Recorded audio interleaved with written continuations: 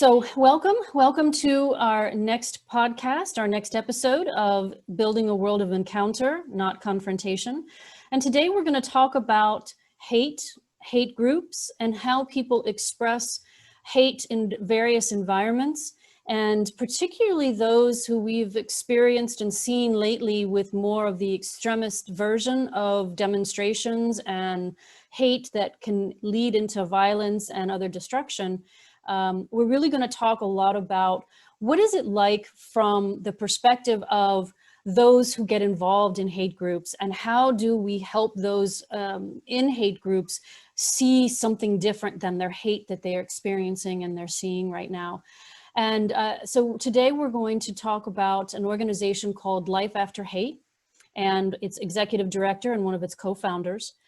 But just to give you some statistics on hate crimes and violence related to hate crimes, you know, the majority of violence and hate crimes actually do go unreported, which is surprising, but it's probably not unlike a lot of the other crimes that we see that are more personal, whether that's rape crimes or other types of crimes that simply go unreported. And there's some statistics that say that between 2008 and 2017, 71% of extremist-related fatalities in the US were committed by the far right or white supremacist movements. And that is a statistic that it came out of the US Department of Justice and the Anti-Defamation League Center on Extremism that's reported on the website for Life After Hate. And that's a real interesting and challenging topic here of how do we deal with all of these things and all of this mentality and all of this frustration.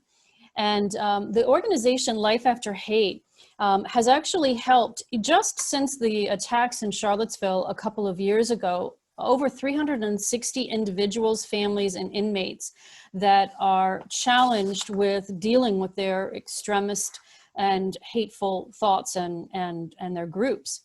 And so Life After Hate has actually several programs to help folks in those environments, with programs like Exit USA to support individuals looking to leave racism and violence, Against Violent Extremist Network, which is a whole network to help an ongoing struggle to tackle violent extremists. Farmers Anonymous, which is a group of men and women who have been previously or are working to help those who are addicted to a criminal or drug or alcoholic lifestyles that can tend to be supporting of a life of hate. And there is also the group called the Strong Cities Network, which is launched by the United Nations in September of 15 for mayors and other government and policymakers to help build community and counter violent extremists in all its forms. And so this is a really important topic, and it's a population that a lot of people like to have a lot of preconceived notions about and viewing as evil and hateful hearts and all of that. And, you know, the reality is that most of the people involved in hate groups and with violence and extremism actually have some of their own traumas that they're now expressing through this violence. And so we want to be able to see everybody as a human and see everybody's traumas with compassion. Not that that's ever a condone or an acceptance of violence, but we want to reach under the covers and actually see what's really going on. And that's part of what building a world of encounter, not confrontation, is about. And so today I really am just so pleased and tickled that we have Sammy Rangel, who is a part of the Life After Hate. He was one of the co-founders and is now its executive directors. And Sammy has an autobiography called Forebears, The Myths of Forgiveness, that chronicle his own life of physical and sexual abuse that led him down a path of hate and hate groups and violence with extremism, serving many years in prison, and how he recovered from that and how he now works to help others get out of that environment and change their mindsets. He is now has a master in social work with a clinical substance abuse counselor certification. And he also graduated summa cum laude with that MSW degree from Loyola University He has been a panelist at the Summit Against Violent Extremism in Dublin, Ireland, and he's a recipient of the United Nations Humanitarian Award from the Global Hope Foundation. So Sammy, thank you so much for joining us and welcome to the program. Thank you for having me. I'm really excited. Thank you for that that wonderful introduction. I would just clarify. So Life After Hate only has one program, which is the Exit USA program, which is where we do direct service working with families and individuals looking to get assistance with leaving these groups. Formers Anonymous is something that I've started on my own, but that I think really blends in with the mission of Life After Hate. And certainly we have members from that, that segment of our country in that group, but it's a much broader audience that attends that. And then our affiliation with the Strong Cities Network is not our program, but we are happy to be a part of that initiative put on by that organization. Fantastic. I appreciate those clarifications. You're trying not to take credit where credit's not due, right? Correct. And while I received the award for the humanitarian efforts of Life After Hate, it really recognized our whole organization for the work that we're doing. And rightly so, because I think what you guys are doing is definitely fantastic. So if you could start us off with a little bit about more of your mission and your background and how you got into this. Sure. So our mission is really just trying to create a safe place for everyone, and a world where we can all live in and not have to be worried about type of extremist acts based on race and other perceived differences that often lead people to hate. I am kind of unique in the organization whereas all the other co-founders are men and women who once used to be white supremacists here in the States themselves. I obviously was not a white supremacist. I grew up in the city of Chicago and some of its suburbs throughout my life and was a gang member. And I actually survived a race riot at the age of 17 fighting white supremacists when I was locked up in a prison in Southern Illinois. And in that riot, there were several things that kind of led to my, what I would call radicalization, which was, and this is where it gets interesting because there are some groups or people out there that want to lump the type of violence that we see, maybe like through gangs into extremism, but it's quite different. I was a gang member when I survived this race riot, and what happened to me after that is when things got bad, if you can imagine, right? And so in this race riot, I saw a couple of things. I saw the guards directly protecting the white supremacists in the riot, and they were outnumbered the rest of the minorities in that prison, probably 2 or 3 to 1. They had the numbers as far as as far as prisons go. 2, a black man was shot trying to save my life. I was cornered by about 30 armed white supremacists. I myself was armed. The black male that was shot and killed was not armed and was standing right next to me. And you might think, oh, that was a single incident, maybe that's just how it turned out. Well, we witnessed this same type of protection of white supremacists and even attacks against minorities by the administration go on for 9 more months. So there were plenty of incidences after that to kind of reinforce this experience that I had. And then while I was in I had actually, it was because of that race riot that I actually got notoriety within my own group, because I took part in taking over a cell hall, control of a cell hall. I attacked a warden and some of the guards, and to get control. And that was, the reason I did that was because when that black male was shot, the warden had told us that he was not going to be able to get medical attention because it was a prison-wide riot.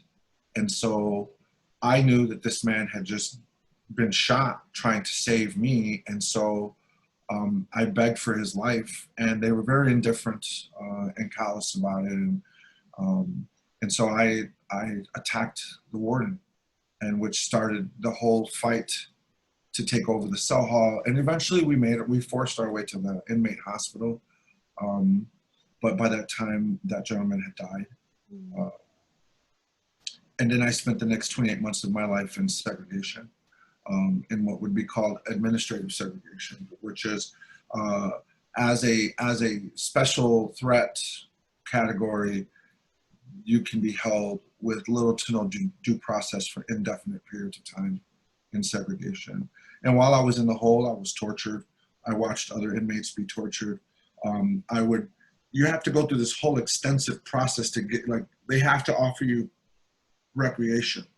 And you have to get strip searched, you turn around, cough, they go through your clothes, they wand you, you're completely, you know, like controlled by the guard all the way through until you get outside. And then when you get to the last gate out, you're searched again. And so what they were doing was like making sure that none of the blacks or Hispanics were carrying weapons, but allowing the white supremacists to go on that same enclosed rec yard all armed, and throwing you, you know, basically to the wolves. And a lot of times when you get put onto the yard, you could still be handcuffed. And so if the inmates chose to attack you while you're still handcuffed, you'd essentially be disarmed. Or, I mean, you know, you wouldn't be able to protect yourself. I mean, so now that is one part that kind of what you could see would naturally affect somebody's mentality.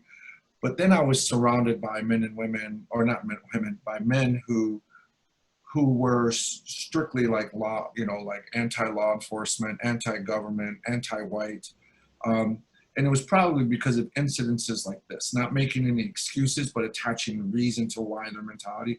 I think they had witnessed a number of things such as I had been, but they were helping me interpret what this was about. And then they fed me this ideology around government, how government corruption, and how government corruption was really controlled by white supremacists. And that white supremacy was complicit in the type of oppression that men and women, you know, from Black and Hispanic communities were facing every day. And so they started giving meaning and helping me develop and define meaning to my personal experiences, which now, based on these new definitions, these new explanations, I could go backwards in my life and attach that new definition to previous experiences that kind of validated the ideology of what they were saying. And, you know, it made sense. It made sense. And at that time, I felt like I was being enlightened to a perspective that very few people would have. You know, I felt that a lot of the people, including my own family, were asleep, you know, in these issues. And I actually walked out of that prison calling myself a revolutionist, because that's what it was housed under. And by the time I walked out of that prison, almost directly from the hole after 28 months, after surviving a race riot, after ongoing fighting, and you wouldn't be surprised that within 2 weeks, I found myself in a violent encounter after my release where people were hurt. And then eventually 7 months later, rearrested for violent gun crimes, which if they had paid closer attention would have probably been labeled under today's standards as hate crimes, because my crimes were against law enforcement and other whites. So you can kind of see how I ended up here, but you're wondering, you know, well, how would a group of ex-white supremacists partner up with somebody like Sammy? Well, we're all heading in the same direction today, which is one, to dispel the myths that a lot of currents and formers experience right now because of these experiences that we've had. Two, to undo some of the damage, if at all possible, in any way, shape, or form, as a part of through our service work. We even consider running this organization as a part of our service work. You know, this is one of our board members recently told us, you know, like, what you're doing is service work. This is a service to the country. You know, we are concerned about the country's mental health and well-being at this point. And we recognize that a lot of the damage that we've done is still being lived out and played out in the current conditions and times. And so, you know, here we are, right? And we felt that as a group, you mentioned the Summit Against Violent Extremism in Dublin. Well, that's where we met for the first time as a complete group. And we had a sense. We said, we all kind of went through our change process alone. I definitely went through mine alone. There was very few, if anyone, who could understand the depth of what I was coming out of. And in fact, I was going to self-help groups all over the place, and I was basically told many times, like, your story is too intense for us. Like, that's not why we come together. Wow. Like, we're here for this, and you're here for that. And so I was grateful to have a place of support. So I went in Rome, right? And so I stopped talking about my experiences and was just trying to be around people who were trying to change, And so I felt very lonely. And when I shared that story, a lot of our peers or the other co-founders felt exactly the same. Like, man, we were on this island of change. Like, there was no one around. And then that organically led to, it would have been nice if I had known even one of you in that process. And then that's where the concept for creating some sort of organization to be able to assist people, the beacon, right? The lighthouse, where if you're in this point where you really are thinking about doing something different with your life, you don't got to do it alone. And that, whether it's 12-step groups or whether it's Life After Hate, the genius is the fact that it's a group, right? That it's a group of us doing this together, because you really can't expect people to do this alone. And so many things have accelerated since our days of change that make it even harder. Social media and trolling and outing people gives you a national stage now to be embarrassed and harassed. Like, it's very difficult. There are different circumstances today, but the dynamics are mostly the same, in which no one should have to do this alone. You can save a lot of trial and error by partnering smart with the right people who can help you along in this process. People who can see further down your road than you can, that you can trust. Yeah. And we're not just formers doing this work. We've all spent years developing ourselves professionally and personally. We're not just people who got out and thought we had what it took. We have spent years in school, years in therapy, years, volunteering, listening, making amends, providing service work, doing what we can to reconcile for our wrongs, and then jumping into the fray to say, I think we have something that can be helpful or useful for someone. I think that's an incredible story, and we only got a snippet, probably the tip of the iceberg of your story. And having listened to your TED Talk, I know it's, just the tip of the pin. And, you mentioned social media, and I think, like you said, it's different today, not because mindsets are so different, but because the environments are so different. You can be bombarded with things that bolster your hate 24/7 with the social media and the web and all of that. So it is something that can keep people at such a high intensity level of anger and hatred that it is more challenging to come down from, and it certainly helps bolster. Now, you could look at it from the other side. Maybe there are other things that you can help, but you've got to choose to want to go in that direction, like yourself and some of your co-founders have, which I think is just amazing. It's truly, to me, a testament that, your spirit was calling to you during all of this.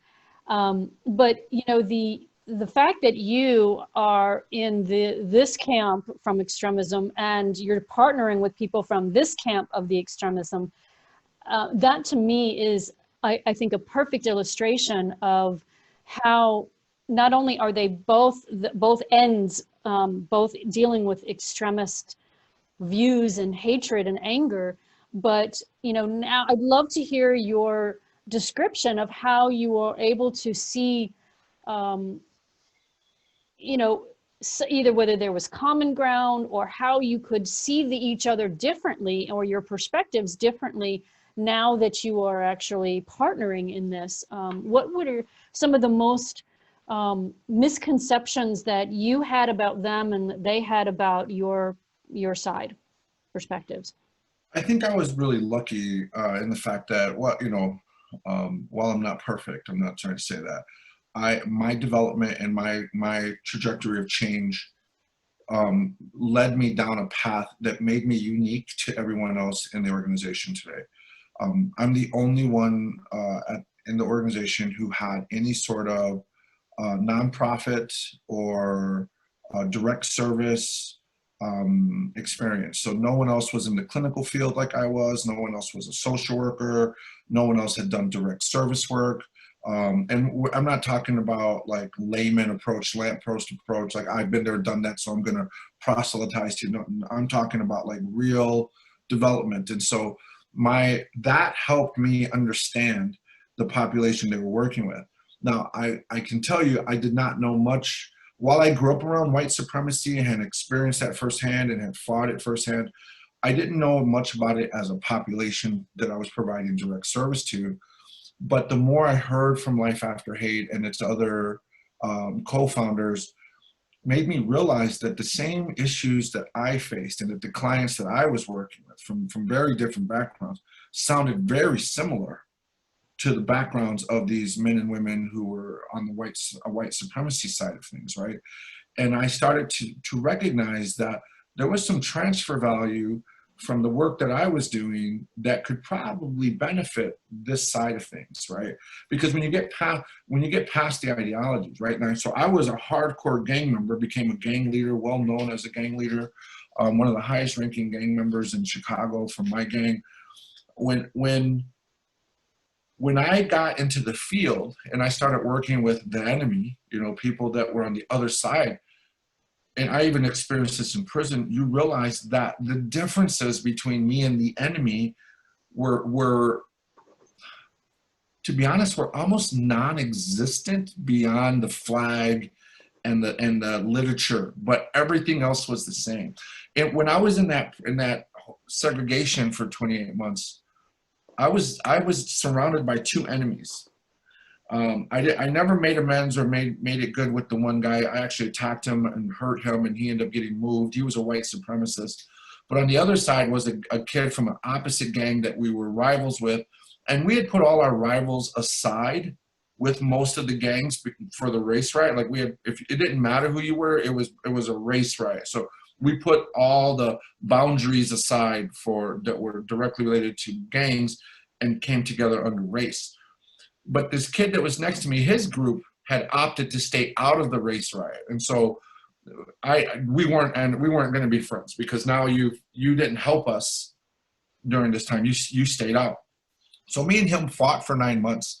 And I mean, we would argue every day. It was religious, right? It was part of our routine. And then one day he asked me a question, you know, and it was, I don't even know where it came from. 9 months, he whispered it to me. He was like, "Why do you hate me so much?" And I'm like, "Well, why do you hate me so much?" And then we ended up becoming friends. And his story could have been my TED Talk. Like the talk I gave, his story was so identical to mine, right? And it was unreal to think that I could identify.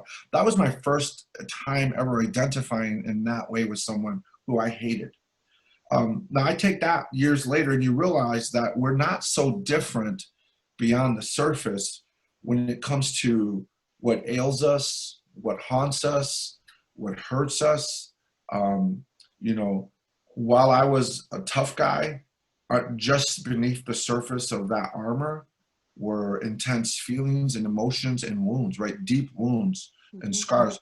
And I'm not saying everyone fits that, but there is a significant amount of people who do to make it something to take into consideration.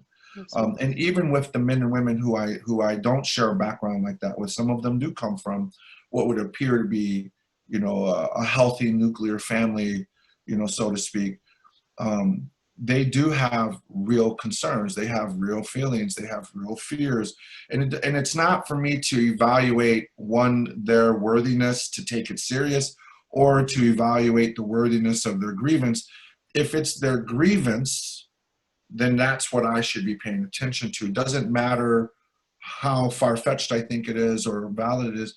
The only way to validate a person is to be able to demonstrate the capacity to listen to that person and to hear out their grievance, and to validate that as their experience, that is a very tough experience to have to live under, you know? And so the work that we're doing now, it wasn't hard for me to get behind what Life After Hate was doing, because one, I've always worked with the toughest groups and populations as a social worker. Sex offenders, child molesters, murderers,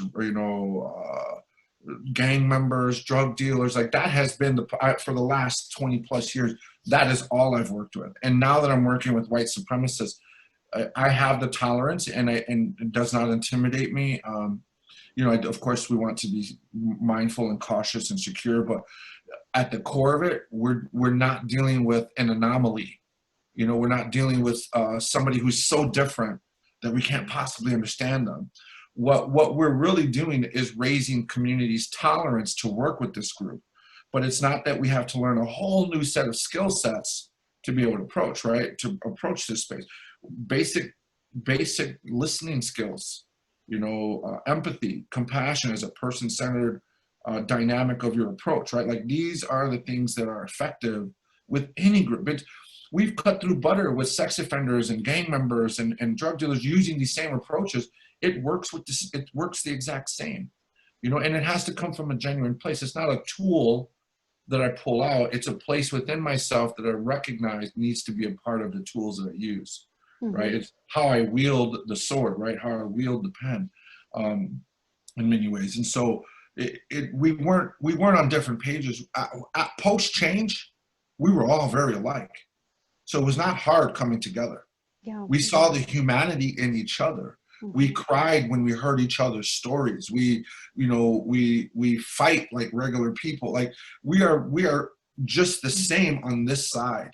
And so it wasn't hard coming together. They appreciated my experience. And that's why they brought me on as ED in 2017. And it was timely to start getting systems in place. We've had so much growth in the last 2 years just around our systems and our programming and our methodology. That it was time. It was time to put those things into place. So for me, it wasn't, and I don't think they had biases either. I don't, on this side. Like I think that once you let go of that hatefulness, and you have to have been so far down to appreciate the openness today, to recognize that this is just another person to love. Right? Who I see standing before me is another person to love. And we feel the same way about these men and women who are stuck in these hateful lifestyles. You can only love them out of that. You can't do anything else with it. Love is really the only thing. And that doesn't mean anything goes. Of course, there's boundaries and there's limits. But when you are coming from a place where you don't have judgment, leading your thoughts, and as you mentioned, ego, which I have a lot of opinions about. When ego is not in the room, when you don't make it about yourself, when you don't internalize and personalize what you're confronting, it gives you the tolerance to withstand the heat that these people bring with them, right? You're conditioned to be able to stand there with them, and that's what makes it unique for them to encounter us. Is that for once there's a place where they don't really have to justify or explain themselves to us. We kind of understand. And I'm not suggesting that you have to, that the only type of impact you can expect to have is if you've been there and done that. No, we're teaching people from very different walks of life how to engage in this space and in a successful way like we are. But it does help in some cases on a very superficial level, if you ask me, but which is still critical of having been there and done that. Like that for them is an immediate trust factor. But eventually it turns into something else much deeper and more significant once they continue to engage with us. That might help them get in the door, but if that's all that we have between us, it would be a very short-lived relationship. Yeah. And we are very, as antisocial personalities, we are very charismatic and very dynamic, but that is very shallow, right? And so you need something beyond that charisma to help a person change. And we right now we see a lot of charismatic people, under the light, but they without those skill sets of how to actually engage with people ethically, professionally, a lot of damage can be done. And life after hate spends quite a bit of time cleaning up some of that damage. Because these people reached out to the wrong group or to somebody who's not even in the process of change themselves and found themselves kind of flailing in water. It's one thing to want to pull somebody out of the water. It's another thing to be a lifeguard, in that kind of sense. You know, something that you said that struck me as critical that people understand is that regardless of what quote side somebody is on, when you peel it back, you find that their experiences and their wounds are very similar, and they just, you know, whatever the reason is they go into the aggressive and the extremist view. You know, if you're white, you go into white supremacist. If you're a person of color, you go into the opposite, you know, and you end up doing this blame game for part of the reason why you've experienced what you've experienced with your wounding. And, you know, I think that's critical for people to understand. And, you know, I would love for you to say a little bit more that when you were back before you were in this social working and helping mode, you know, how did you view,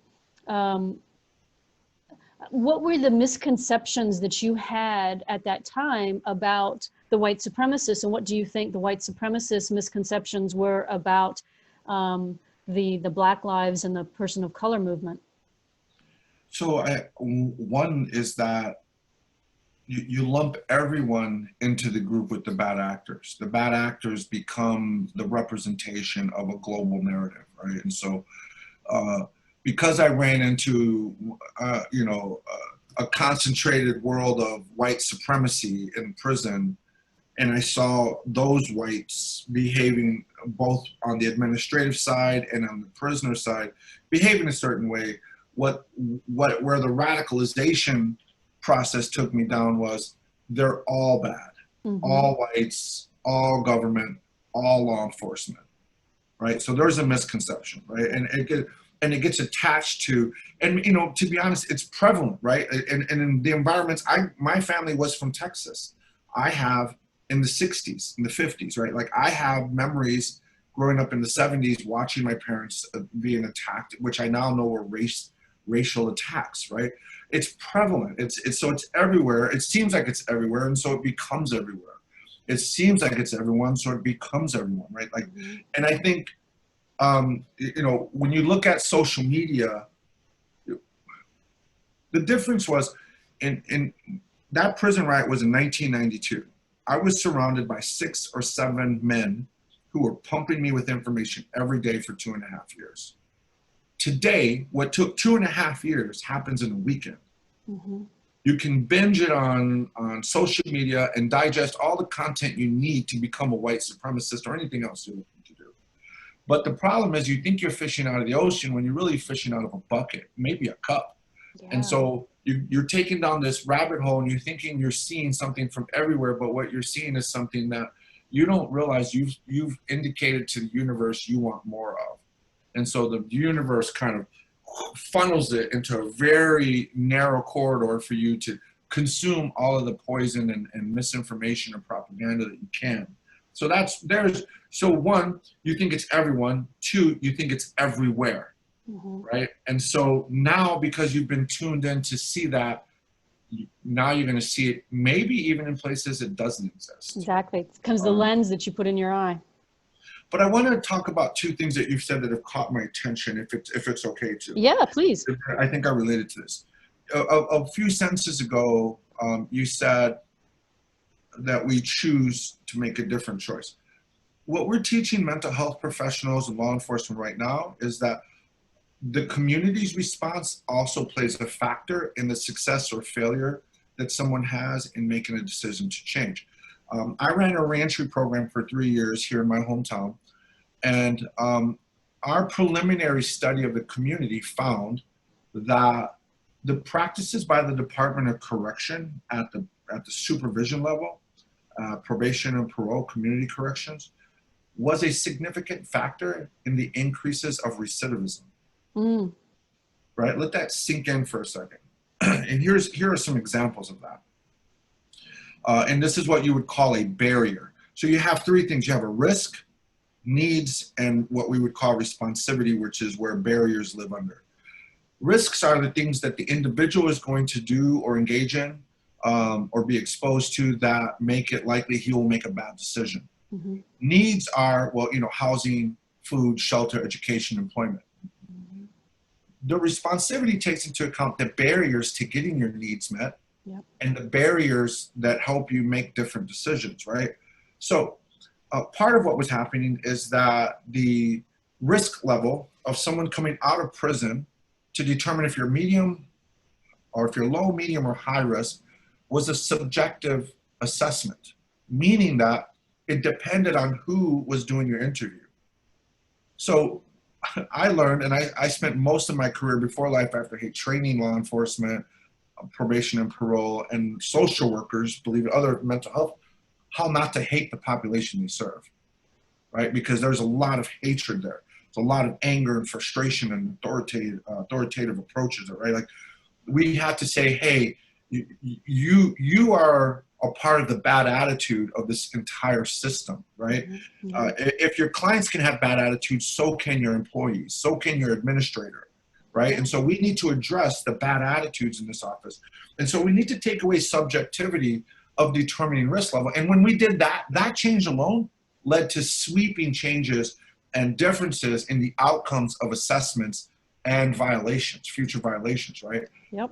And so by changing the attitude of the persons in power, we lowered recidivism. Now, I worked with high-risk offenders, and it turned out that the vast majority of the high-risk offenders that I worked with were the highest of the high risk, right? So of the high risk, they were at the top 10%. We operated at a recidivism rate of 3 or 6% for years 1, 2, and 3 with high-risk offenders, and we reduced the sex offender recidivism rate by 76%. Right? That's fantastic. And that was interesting in a sense. Like many of the same principles of direct client services, I'm implementing through Life After Hate right now. But what the other half of that story is the changes that we made to the system. Yeah. We standardized the assessments for risk. We put in some barriers to make it less likely that you would go to prison, back to prison for low-level rule violations. Mm-hmm. That treatment was an intimate part of your plan from probation and parole, and that we actually had done the work with the community to make the community more open to allowing these men and women to come back into the community. So we put incentives in place for employers to hire our people. Perfect. We brought, the local colleges and renters, like the Renters Association, into our committees, mm-hmm. so that they could learn from us and hear why it's important to give a person a chance. Because think about what happens. Here's an interesting case, and we're seeing this mirrored in other ways in with white supremacy. Sex offenders in Milwaukee were zoned, right? The city passed zoning laws or rules of where a sex offender could live. The heat map for these zones basically left 2 places in the entire city of Milwaukee where a sex offender could parole to. Both of them were bridges. Mm. These men were paroled into homelessness and put under a bridge. Wow. And were not allowed to live anywhere else. Then to get in, now, so that's bad enough right there. But then to get in a job, to get employment, here's what you have to do. Your probation and parole rules tell you that you have to do this. You have to inform your employer that you're a sex offender on the very first interview. Mm-hmm. If you can make it past that, you then have to ask your potential employer to meet with your supervisor, because your supervisor is going to inform them of, ensure that the restrictions that they have, and many of these were restrictions like cannot be alone with a vulnerable person at all. So imagine like working in a fast food restaurant. You're just not. It was these were sweeping rules that basically canceled just about any type of employment that you can have. Then if you make it past that and the employer still gives you a job, the supervisor still has the right to deny you the employment. Mm-hmm. And so we were seeing those 2 things play out. Yeah. Now, what do you think that does to a person who's already in homelessness, paroled into homelessness? Now you are restricting employment, but they have to pay for fees, they have to eat, mm-hmm. clothe. Mm-hmm. Those things increase the likelihood of recidivism, right? And so what we're seeing on this side is a similar component where we're naming, shaming these men and women publicly. Mm-hmm. We get them fired from their jobs, we get them moved out of their homes, and we push them out into wherever they go. That oftentimes has the exact opposite effect that you want it to have. Yeah. It deepens the relationship with the hatred. Mm-hmm. Mm-hmm. Yeah, and it doesn't leave them any choices. You know, I when we talked about homelessness in the previous podcast, and I described an experience I had with a homeless man and his son in Chicago on the downtown streets of Chicago, and you know, you realize what access to opportunities, what the differences are in the access to opportunities. Not only if you're born and raised and grown up in a poverty and environment where there are gangs and all of that, and that becomes kind of your conditioning. But then when you have a lack of access, and certainly lower access to real job opportunities, then you don't have a whole lot of options, and that increases all of the animosity and the blame and the hatred and the us and them. And you know, you have us and them with the white supremacists and people of color, but you also have us and them with, as you described, the jail, the corrections department, and the entire, you know, prison population. This is why it's important not to boil it down to personal choice alone. Yeah, absolutely. No. When you don't have a community or systems in place that facilitate that choice And support them, but work against it, yeah, then you can expect to see, right? And so, and what some of your listeners might think is, well, they shouldn't have committed a crime then. That's yeah. Right. And let's say that perspective is valid. Let's say that perspective is valid. Yeah. Well, then the perspective that the community won't accept me back is also valid. Mm-hmm. Right. And so if you hold your righteous position, yeah, both sides have no reason to bend mm-hmm. or to reach.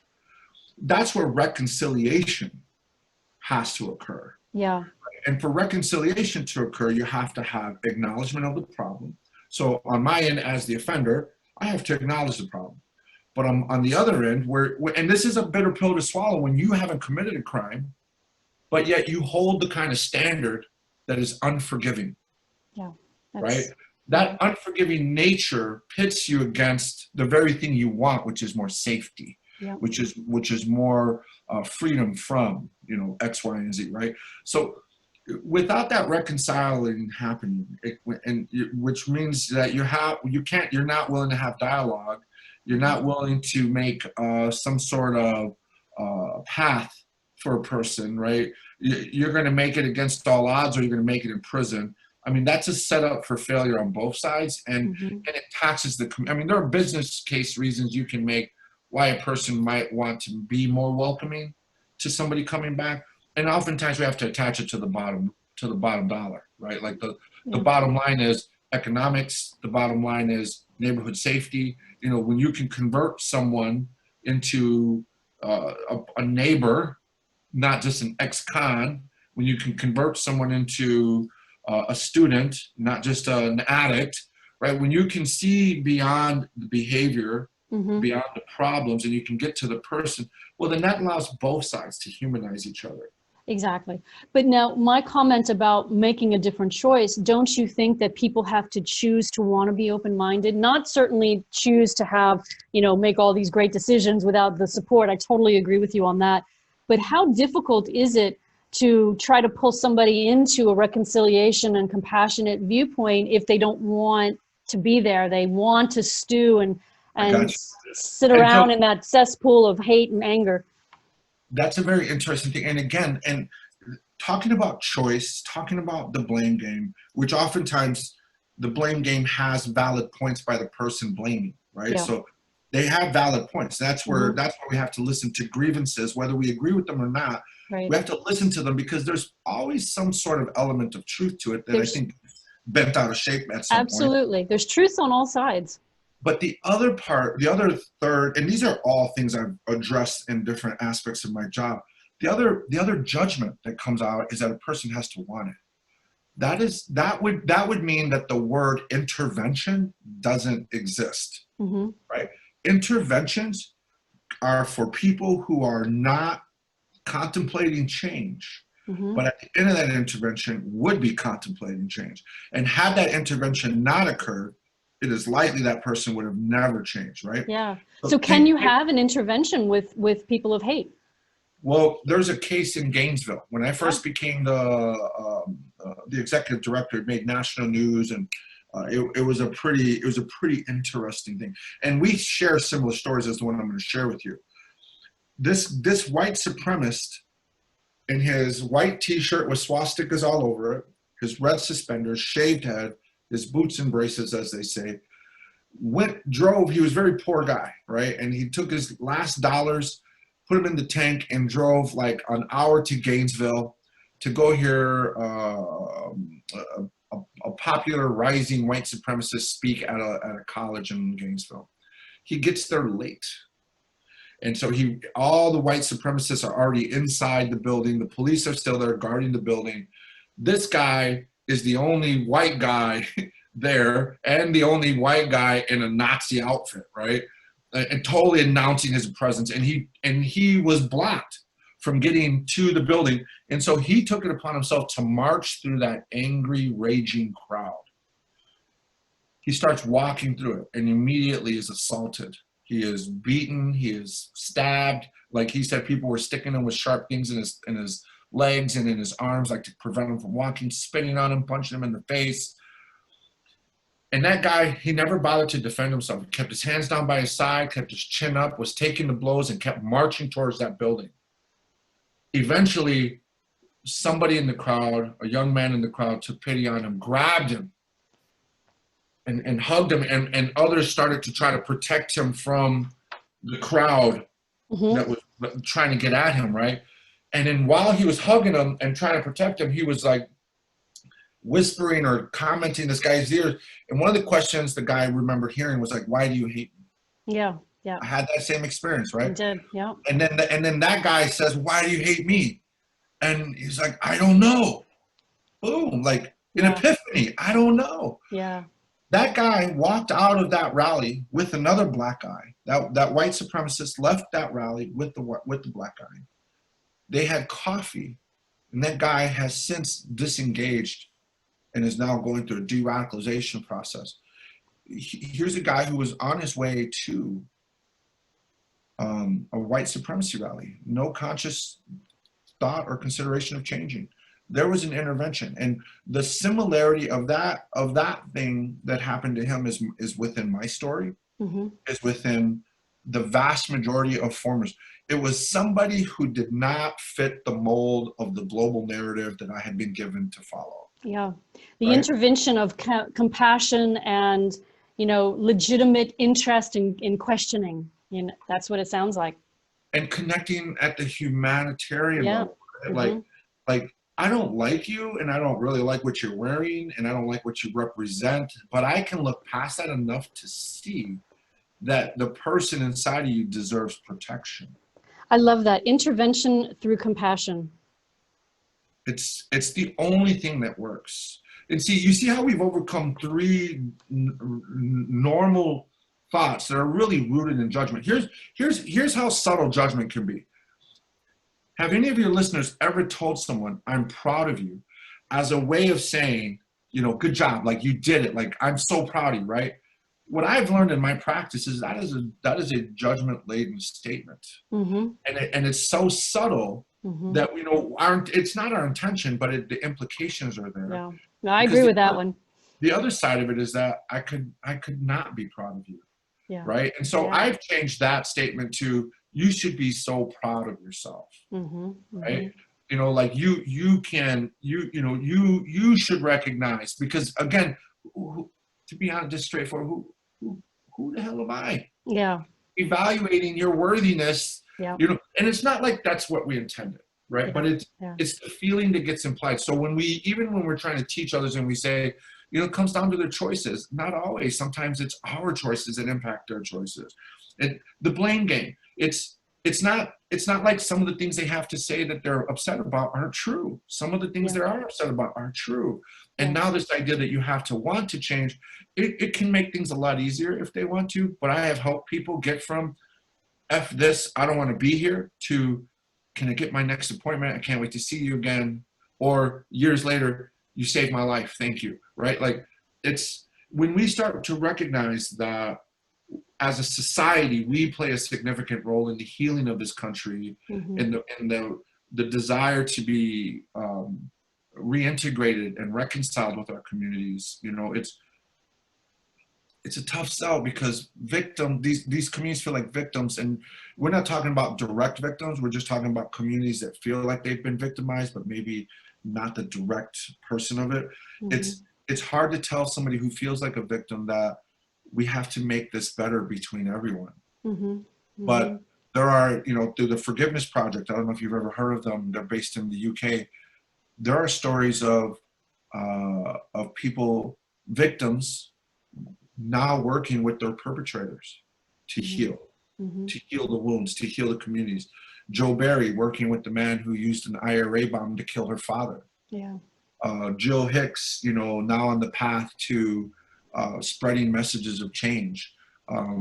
You know, people started, you know, Jen Foree walked into a prison to the man who killed her daughter and got him to leave the hate group that he was in and now work together. Like, it's not something that we would tell a victim, like, you have to do this. But what we're saying is, as a community who feels like they've been done wrong by crime, by hate, whatever it may be, at some point, we hope that they recognize that being a part of the solution can speed up the process towards reconciliation. Yeah. You know, the Israelis and the Palestinians, they have groups that are doing similar things. Bobby Domlin is my friend, right? Like, she started the Parent Circle, right? Like, Yeah. she's taken on 900 years of a war, and she said, I realized that moms and dads on both sides of this line were losing their children. Enough's enough. Yep. Yep.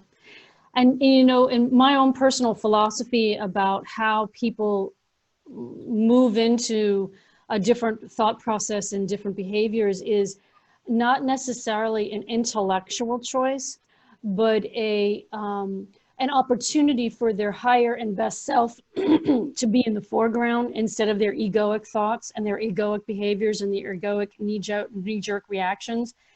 And to be honest, what you're talking about is really how that happens, is because when you are exhibiting a compassionate and loving energy and demeanor towards somebody else, that naturally has a tendency to pull that side of somebody else out as well to meet it.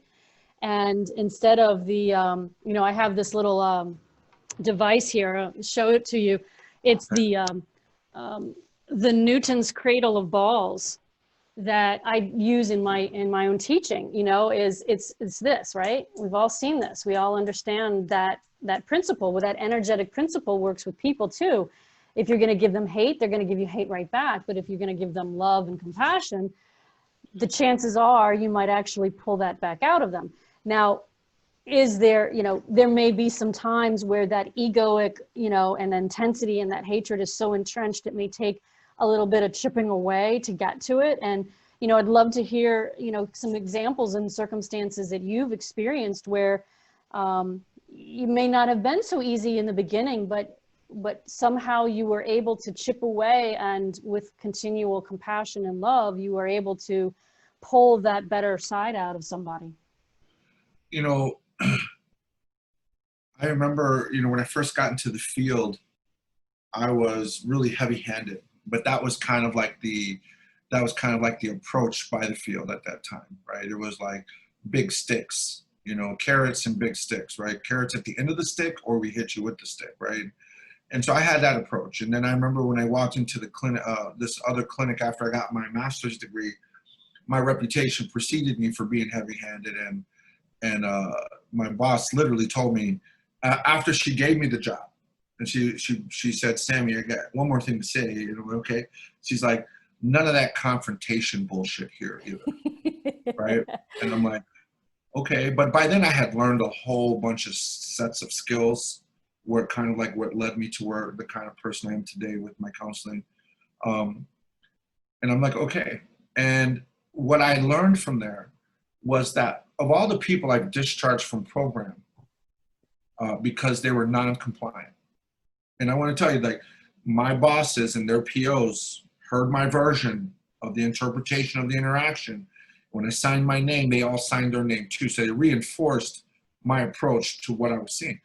At this clinic, I was working with some of the exact same men I had discharged in another program, and certainly the same population. And my discharge rate dropped to almost nothing. And then when I went to run that reentry program, I looked at our policies and procedures, and I read into anything that had to do with a termination as a result of conduct. So I eliminated rules like if you don't show up for your appointments, you're discharged. If you show up with dirty UAs, you're discharged. If you're disrespectful to staff, you're discharged. Whatever it may be, right? Like all the reasons for disciplinary action. I took all of that away. I took a mandated program and made it a voluntary program. I took all the penalties of being in our space out, and everyone thought I was crazy. I even had to let someone go because they couldn't get on board, right? They're like, well, how about you be the good cop and I'll be the bad? I'm like, I don't need bad cop. There's enough of that, right? Our retention rate jumped from 60% to almost 90%. Fantastic. Again, I never discharged a person in 3 years. And remember, we're talking about high-risk offenders. Never discharged a person for violating a rule. That's why you're here. That's the purpose. Like, we need to dive into that. We need to understand why you can't come, why you're still getting high, why you're still hanging out with your old associates. Like, it does no one any good. It was my ego. It was my resistance to their resistance that created the barrier to change. And once I was able to overcome that, I created a safe space in which learning could take place. And until then, learning probably couldn't take place until I was able to remove that parts of my ego out of our policies.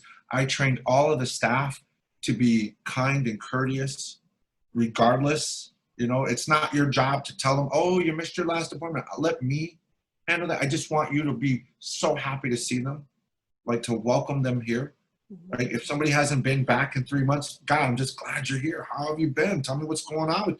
Rather than, hey, man, you're on the verge of getting kicked out. Yeah, it changes the whole dynamic for people, man. Yeah. And so those are the types of things that I think, to your question, is like we're trying to help communities overcome their biases about a person's ability to respond to something.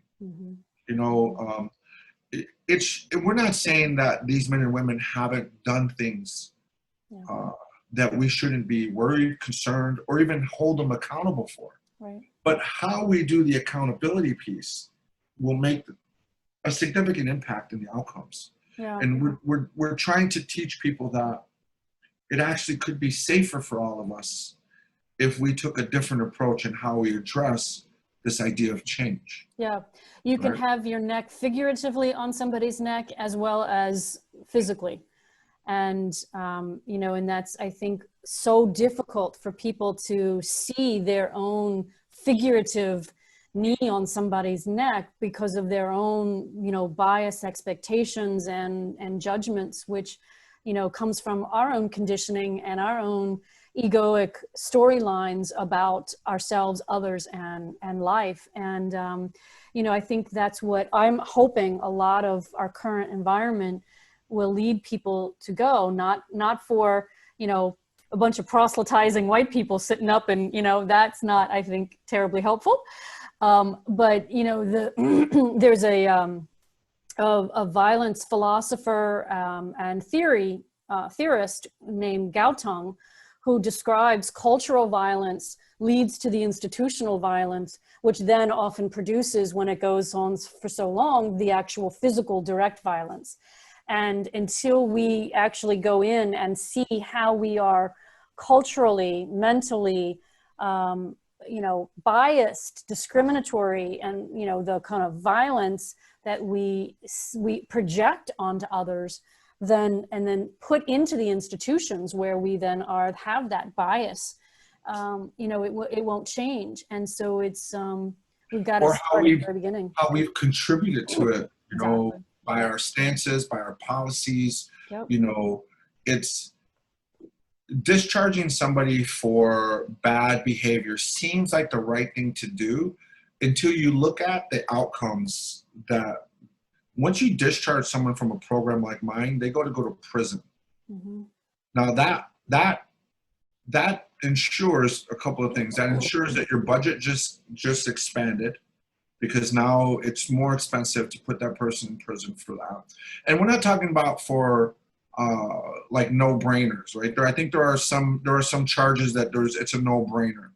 But somebody who's struggling to keep their appointments, somebody who's struggling to even stop using substances, someone who is struggling to, whatever it may be, and we're not talking about violent offenses, right? Oftentimes, if we were able to have a better understanding of what is behind this dynamic, but what we do is we get caught up in judging the behavior instead of trying to understand the behavior. And I'm saying that I think there's a strong business case to be had about why we need to understand what motivates behavior versus than simply judging it. I'm all about accountability. So I'm not saying this should be an accountability-free zone. Yeah. I'm saying, though, when we understand what we're dealing with, we can come up with the things that can be more effective. Yeah. And sometimes that ends up coming right back to me and saying, well, if I had instead of thinking someone's lying to me, I could think that more work needs to be done on the relationship so this person can feel comfortable being honest with me. Perfect. Whoa, like it's, but then people say, but why do I got to do that? Well, because we're interested in the most positive outcome possible here. Yeah. Right? We can't put it all on the person completely to do it alone and then expect them to just know. Yeah. It's just not possible. Well, and it's like you described earlier, if you've experienced a certain number of circumstances where somebody has treated you in a certain way and you've seen them treat other people the same way, they're going to expect you or somebody else to continue to treat them in that way. And so that's an expectation. That's a lens that you've put in your eyes. And, like if I put a yellow one in my eyes, I'll see the sky as green. And if you've put a red one in your eyes, you're going to see the sky is purple. And yet we can't see the edges of our lenses. So I'm going to insist that the sky is green. You're going to insist that the sky is purple. And until we actually, start looking at our own selves, we're not going to see the fact that we each have our biases and our perspectives, conditioned stories. And that's what I think, we're asking people to do these days, is to really take a look at what are your own stories that you have put in your own eyes about who others are, who you are, and how life is. And I think that the way we can introduce people to a different perspective is by first validating the one they have, right? And saying, oh, I can see that, or I think I understand how you got to that, right? Mm-hmm. Because what I think we struggle with is listening. Yeah. Listening is seen as a form of concession, right? Like we're conceding something because we listen. Because you'll notice that that's why people don't listen. They just argue in their points because they feel if they pause long enough to let the other person get a word in edgewise, that somehow they've been checkmated or they've lost a certain amount of footing or positioning. Yeah. And listening really doesn't mean or imply that you're conceding. But on the other hand, our typical response to not listening is then in the same space where we could have been listening, we start condemning, right? And so now I need to put your point down as much as possible. But again, there's no listening, so it doesn't matter what I'm doing, it's not getting through. And normally we don't yell because we don't think they can hear us. We yell because we think there's too much distance between us. And listening is the only way where we can close the gap, right, of the distance. And most, the people who have listened to me never made me feel like they were co-signing my distorted thinking. What it did do was create the environment that made me feel safe enough to feel like they were a safe person, right? Because it was unique. Being listened to was such an extraordinary experience for me that it broke through all my global narratives. beyond my best attempts to not let it in. Yeah. You know, like I didn't want to receive your message, but because of the way you did it, and sometimes listening was the message. Yeah. Yeah. Yeah, exactly. Because they've probably never been listened to before. And that sets you apart from everyone else in the room. You know, Sammy, I just wrote down what you said, that listening is the only way we can close the gap. And if you don't mind, I'm going to use that and give you full credit as quotation, because I think that is an incredible message. And I couldn't support it more, but I think that that is a, you know, kind of a mind blow of, you know, we don't close the gap by trying to convince people to our view. We help them, you know, we listen and understand. And I think that is fantastic. So as we, when you do that, when you listen, it starts to break apart like some of the defenses that are in the front of the mind for this person. But when you do that, you gain the credibility that you want to have when you're yelling, but don't have. You gain the credibility of being listened to in return. Right? But you have to have credibleness with me in order for me to be willing to listen to you. And so when I choose to listen first, at some point that person is going to give me the permission I need to make a difference in their lives by giving me permission to speak. And when I come from a place of like skilled, empathic, you know, genuine listening, I've already validated them as a person. I do want to spend a little bit of time validating, you know, their perspective. Like, man, that's what you just described as tough.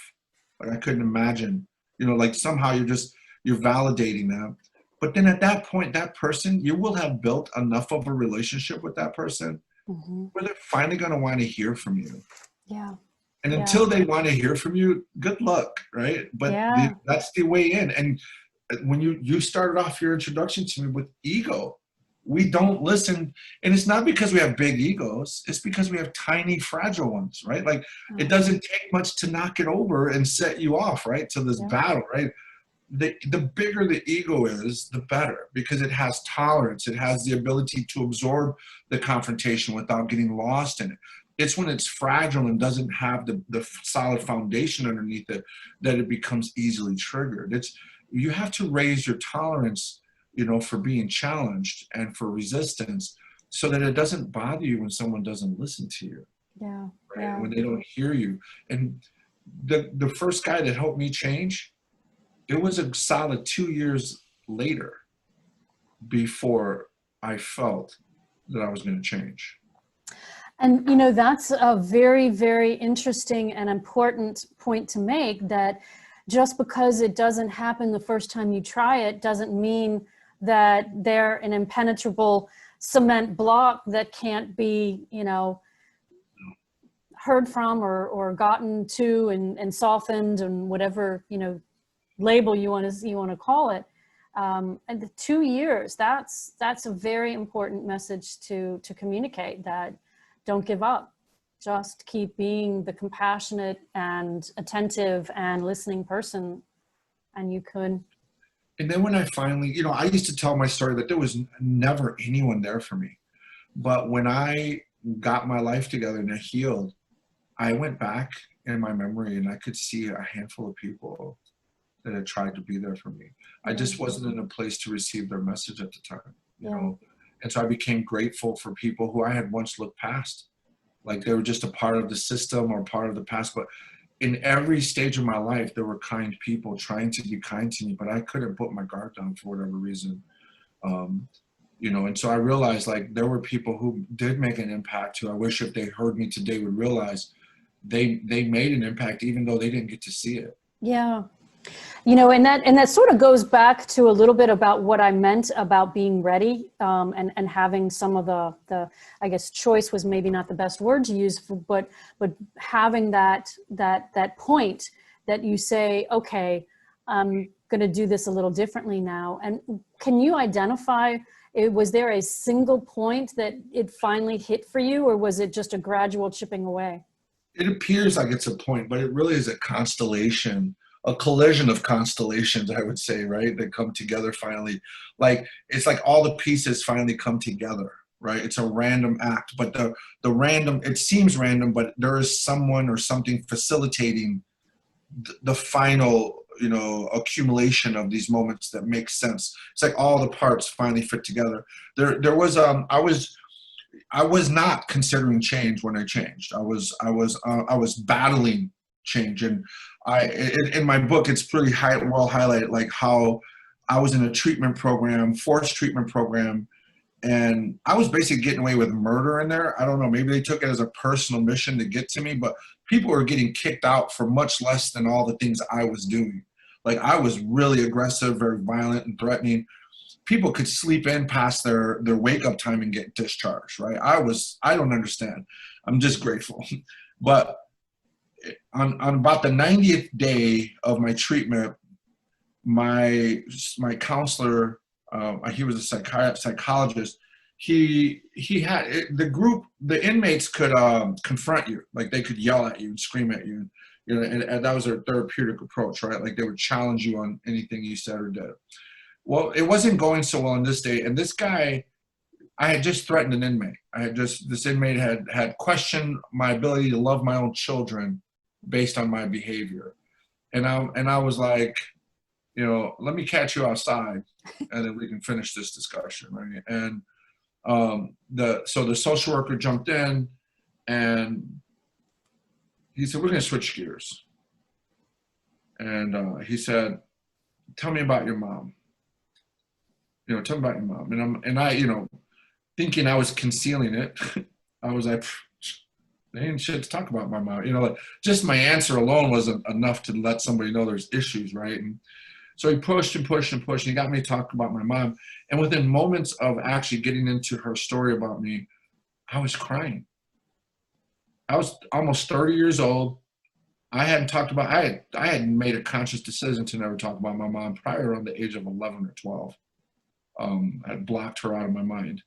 And I was crying, and I probably went on for about a half hour, if not longer, about my list of grievances of how she treated me my whole life, which was pretty severe. My mom was very violent with me, and allowed her brother to sexually assault me and my sister for years.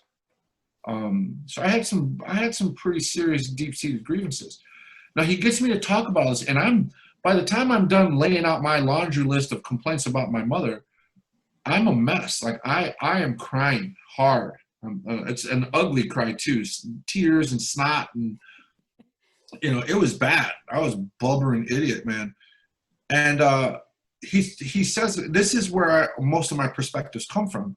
The first thing he did was acknowledge my story, which was a first in my 30 years of life. Everyone else had something to say about my story that would discredit it or minimize it in some way. He acknowledged it. He said, I can see your suffering. Yeah, acknowledge your trauma. That was the first time anyone had that. And I'm gonna tell you, that brought on a whole nother wave of tears, a different type of tears.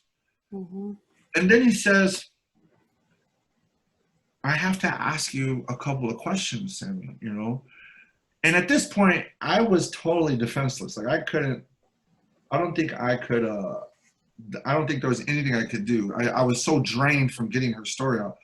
He said, have you ever treated anyone the way your mom treated you? And I would normally have been defended against that. But the answer was genuine. And I immediately knew when he asked it, not only had I done that, I had done worse.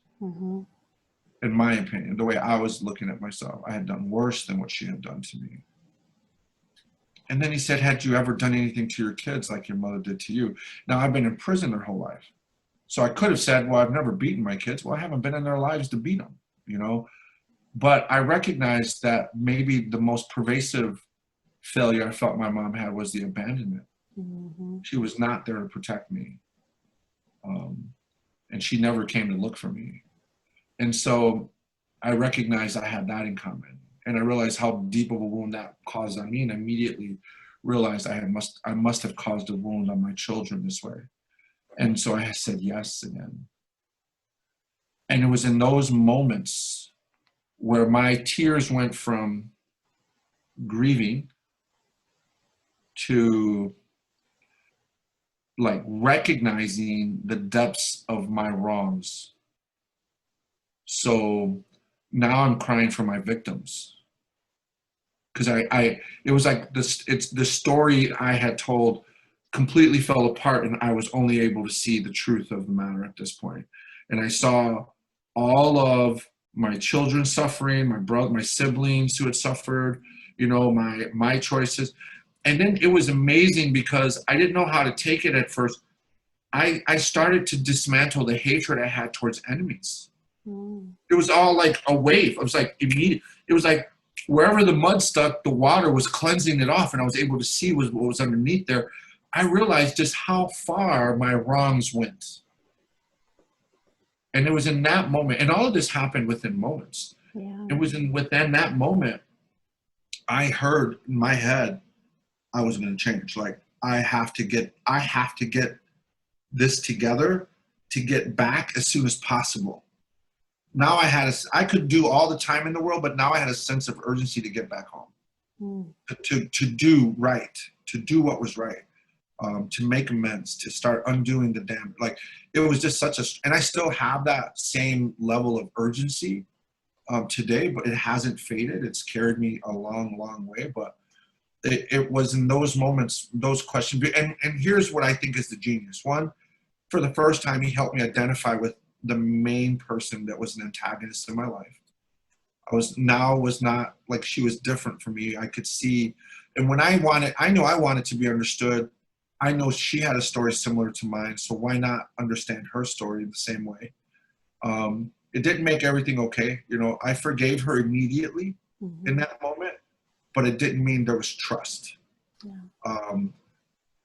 But it took a lot longer to get to forgiving myself. It took years later, but it was in that moment when I realized I was wrong. I had abandoned my children. I had become worse than the person I was angry at.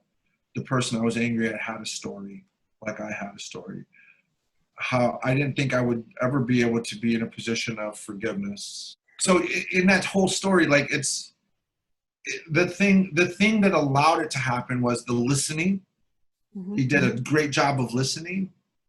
Step 2 is validating. And then because he did that, I was open to hearing anything he had to say. He could have told me the sky was falling, I would have believed him at that point. Like, it was just blind. It was just a blind relationship with no boundaries at this point. Like, it was no longer him against me.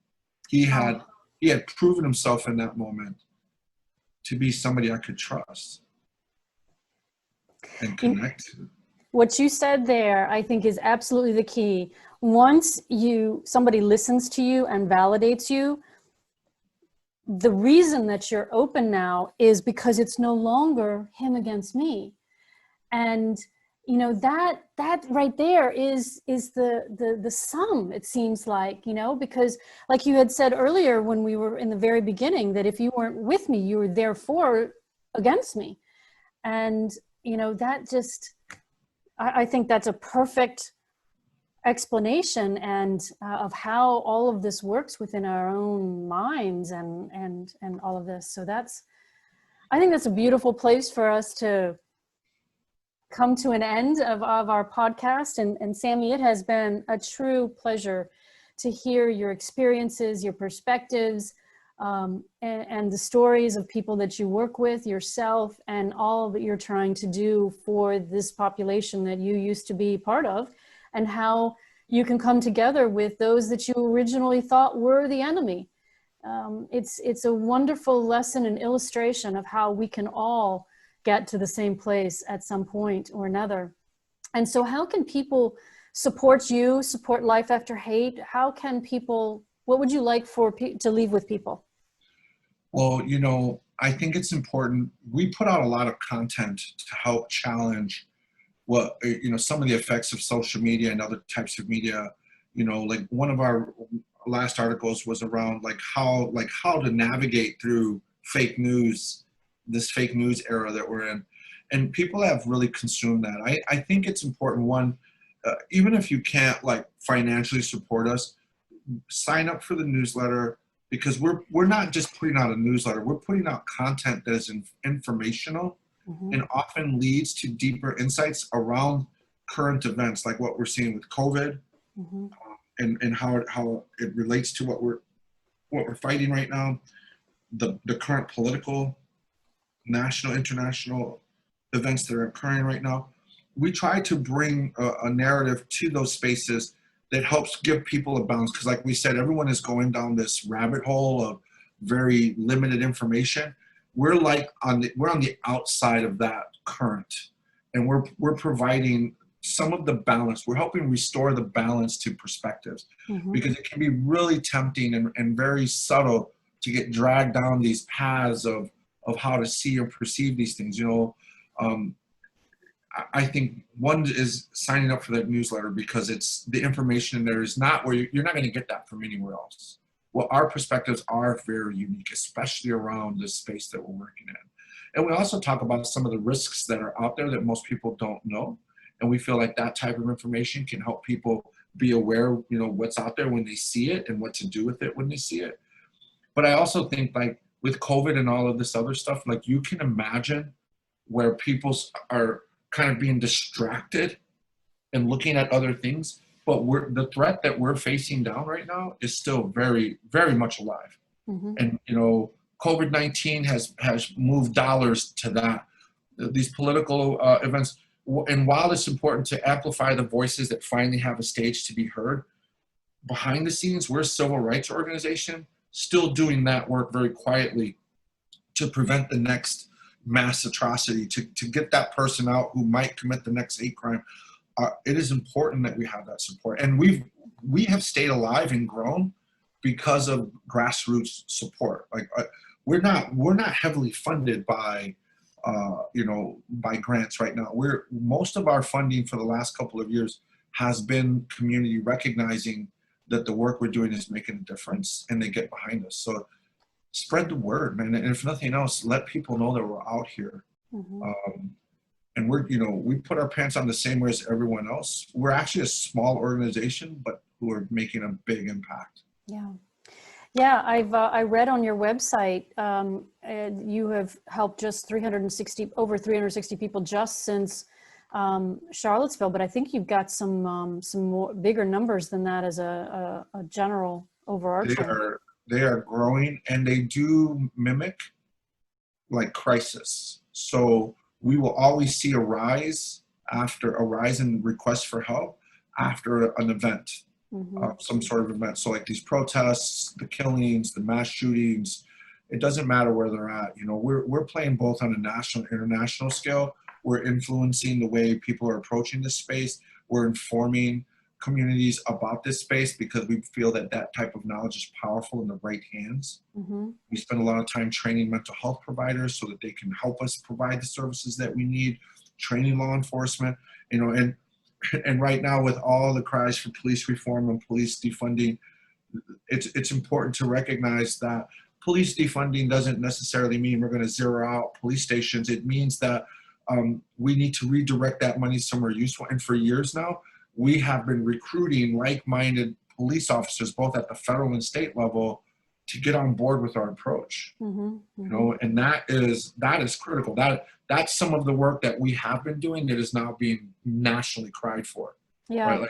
And it's not just reform. We're not just looking at changing one person. We're trying to have influence in systems. Exactly. Absolutely. Exactly. Yeah, what you had described about the corrections officers and the prison guards having such a clearly systemized bias, what I'm sure is surprising to a lot of people. I notice on your website that you've got not only an option to donate, but also an option to volunteer, where you've got options for people to contribute technical, mental health support, fundraising, development, and administrative types of work. Is that still? Yeah, we still, it's been kind of crazy because we have probably more requests for help, than that come from all different kind of places. And we're often looking at like trying to figure out where it would fit, because we've grown. We've gone from one part-time person to I have a staff of 12 now. Wow, great. You know, and we are growing all the time, and we do, and we like when people come to us asking, because one, it's an opportunity to educate and to be educated. Two, we get to show people the approach, because we make everyone go through this training that everyone gets. Like, here's what you're seeing, and here's how we approach what you're seeing, right? And then those people get the benefit of learning some skill sets that aren't very common, but we want to be common one day. Yes. Right? We want those skill sets to be common, but we know that it's so rare that anytime we have the opportunity to train people in this, we know that we're doing the good work. So, of course, send us your request for volunteer. Angela, who is my programs director, she is a blessing. That's who normally deals with that and helps figure out where people land and what we can do with them. So, unfortunately, we do get so many requests. It's like we might have 30 requests for social workers and 200 requests for IT. We can't use them all, but we always try to figure out, like, how, like, is there a way, like, how can we get them? And even just being able to have people on call, like when we have questions around their expertise, we will find a way. We will find a way. Well, great. Well, Sammy, thank you so much for joining us. The website for Life After Hate is lifeafterhate.org. And there's so much information on this website about the organization, about various people that are part of the organization, a little bit about their histories, some of the videos that they've described, some of their background, and what they're doing to help others move and liberate themselves from hate and hate groups. So Sammy Rangel, thank you so much for joining us. It has been a fantastic episode.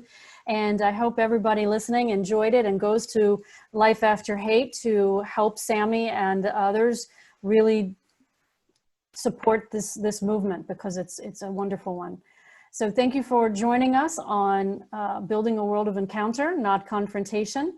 And hopefully everybody will participate in our next episode as well. Thank you, Sammy. Thank you. Bye-bye. Bye.